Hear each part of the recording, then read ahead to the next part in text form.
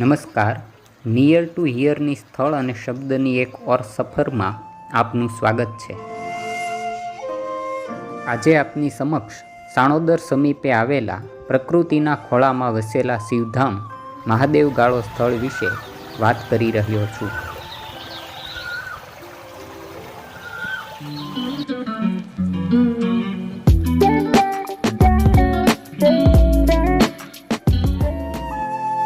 ભાવનગરથી Talaja road પર સાણોદરના પાટિયાથી અંદર જતા ભાવનગરથી આશરે 31 કિલોમીટરના અંતરે આવેલ મહાદેવ ગાળો સ્થળ આસપાસના આ પ્રકારના દ્રશ્યોથી આપણને રળિયાત કરી દે છે.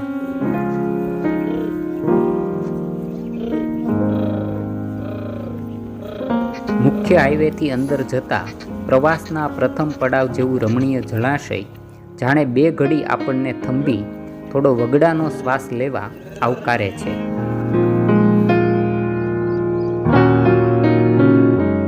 મૂળ સ્થળે પહોંચતા સુધીમાં આસપાસમાં આવેલી પવનચક્કીઓ પણ આપણી સાથે વાતો કરવા જાણે મીઠેરું નિમંત્રણ આપે છે.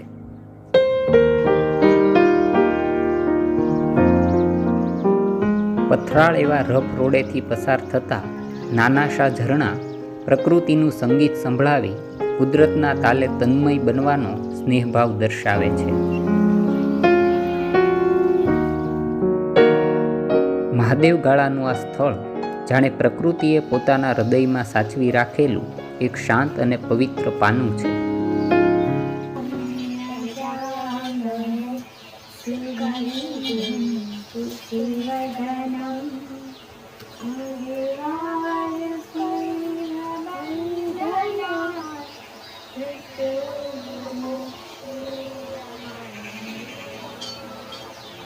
મહાદેવના મંદિર સાથે અહીં મેલડી માતાનું મંદિર, ગૌશાળા અને ટેકરી પર મોમાઈ માતાનું મંદિર પણ આવેલું છે.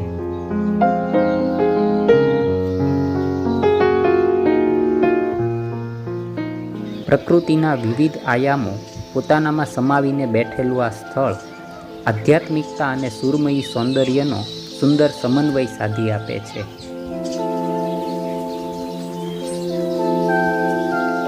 મુખ્ય મંદિર સામે દાદરા ચડી ટેકરી પર જતા વૃક્ષોની ડાળીઓમાંથી પસાર થતો મંદ પવન, પાંદડાઓનો મધુર મરમર ધ્વનિ અને આસપાસનું પથરાયેલું કુદરતી વાતાવરણ આ બધું મનને અલૌકિક અનુભૂતિનો અહેસાસ કરાવે છે.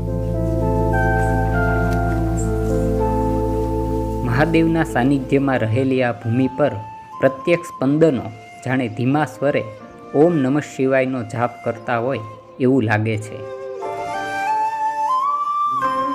અહીં ટેકરી પર આવેલા મોમાઈ માતાના મંદિર પરિસરથી પ્રકૃતિએ માત્ર જોવાની વસ્તુ ન રહેતા જાણે કે એક પ્રાર્થના બની જાય છે.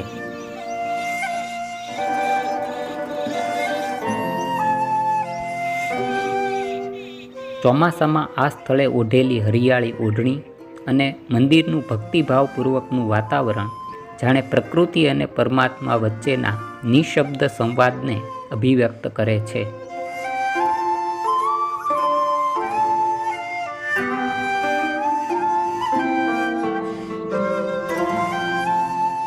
કુટુંબ સાથે બેસી અહીં વનભોજનનો આનંદ લઈ શકાય એવું સુરુચિકર વાતાવરણ વૈભવ પણ ઉપલબ્ધ છે.